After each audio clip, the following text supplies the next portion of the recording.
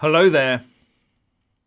3 pro-Remain parties are going tactical on Brexit in the lead up to the general election, which might cause the Brexiteers a bit of a headache.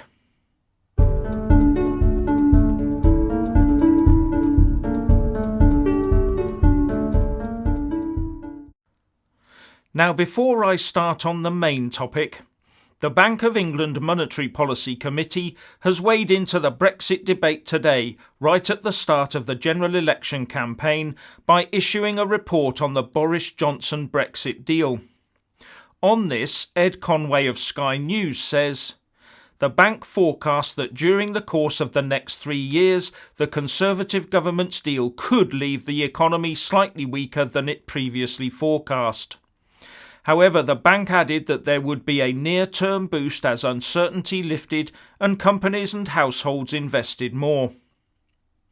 So it does seem a little unclear as to what this report really means. And why would the bank issue such a report at this politically charged moment?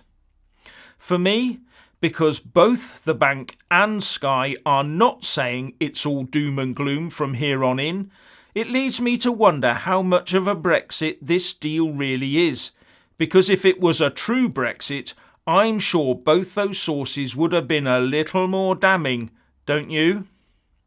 Anyway, back to tactical voting. The Lib Dems, Greens and Plaid Cymru have got together in between 60 to 70 seats to decide which party would take the anti-Brexit lead in those constituencies. According to the BBC, this agreement will cover 11 of the seats in Wales, where 2 of those 3 parties will stand aside, and in the rest of the UK it will obviously just be between the Greens and the Lib Dems. The 3 parties are hoping to expand on the success they enjoyed at the Brecon and Radnorshire by-election, where the Greens and Plaid supported the Lib Dems, who eventually won the seat. Speaking on the BBC Politics live show today, Plaid MP Liz Saville-Roberts said that the Labour Party had been invited to participate in this, but had declined. But in a boost for this anti-Brexit move, research by the Higher Education Policy Institute, or HEPI, shows that students are likely to vote tactically at this election. The BBC reports that 72% of the 1,000 students polled were opposed to Brexit, and that 53% of students will engage in tactical voting to get the result they want, with Brexit being the main driver. Now, how much of a threat to the overall Leave vote all of this represents is hard for me to quantify, but it will be a danger, however small. Now, the Brexit Party leader Nigel Farage obviously realises this sort of thing is going on, as he has once again offered to make an election pact with the Tories. Farage has given the Prime Minister Boris Johnson 10 days to come to an agreement, or he will field a full slate of candidates in England, Scotland and Wales that could end up denying the Tories an outright majority. But there is an interesting twist. It does appear that the Brexit Party leader might be watering down his own previous red line demands. Where he used to insist that Boris drop his whole deal completely before he would make a pact, Farage said today that the deal needed real changes, and that he now wanted Boris to impose a hard end to the transition period of the 31st of December 2020. And he said, firstly, that he will get rid of an extension that will allow it to go on until at least 2022. We need to have the clause in the political declaration removed so we have a hard deadline. The second point is that we simply cannot, absolutely cannot, bind ourselves to a trade deal that gives us regulatory alignment that would prevent us from doing trade deals with the rest of the world and would mean we are not making our own laws.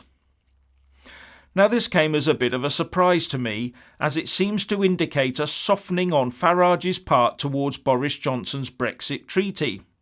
And remember, there are also concerns over defence, foreign policy and future financial commitments, amongst other things, buried in that deal. So I hope that I've misinterpreted Farage's message. And there are 2 things that do reassure me so far. The first is that the Brexit Party leader has just approved the design for 27 million leaflets to be distributed across the country that give the facts on the Boris Johnson deal. And secondly, I have been told by a couple of reliable sources that Brexit Party election candidates are being lined up across the country to replace any that decide they want to stand back and support the Tories.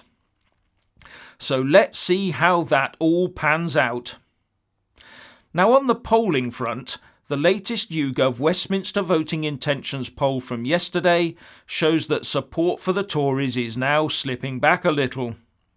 In this updated graph from these poll results, where the latest poll of the last 5 is the blue bar on the left of each party's group, you can see that the Conservative Party has now dropped another 2 points to 36%. But the Labour Party in second place has remained at 25%. The Lib Dems have managed to gain a point to take them to 17%, and the Brexit Party is still on 11%. But with the recent very negative talk from a former Labour minister, we might well see Jeremy Corbyn and the Labour Party take a bit of a dip in popularity. The former Labour, now independent MP for Dudley North, Ian Austin, told Kay Burley on Sky News that Labour voters should lend their votes to Boris Johnson and the Conservative Party at the ballot box this coming 12th of December. And he said, "I can't really believe it's come to this, but I've got to be honest with people. I think that Jeremy Corbyn is unfit to lead the Labour Party. I think he's certainly not fit to lead the country." And he also said, "The country faces a big choice, and there's only 2 people who can become Prime Minister on December the 13th. And sadly, I've come to the conclusion it can't be Jeremy Corbyn.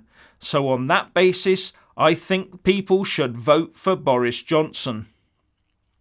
And to really drive the message home, when asked why he thought Jeremy Corbyn was unfit to take the keys to number 10, he said, "I think people like Jeremy Corbyn and John McDonnell spend their whole time in politics working with, defending, supporting all sorts of extremists, in some cases anti-Semites and terrorists.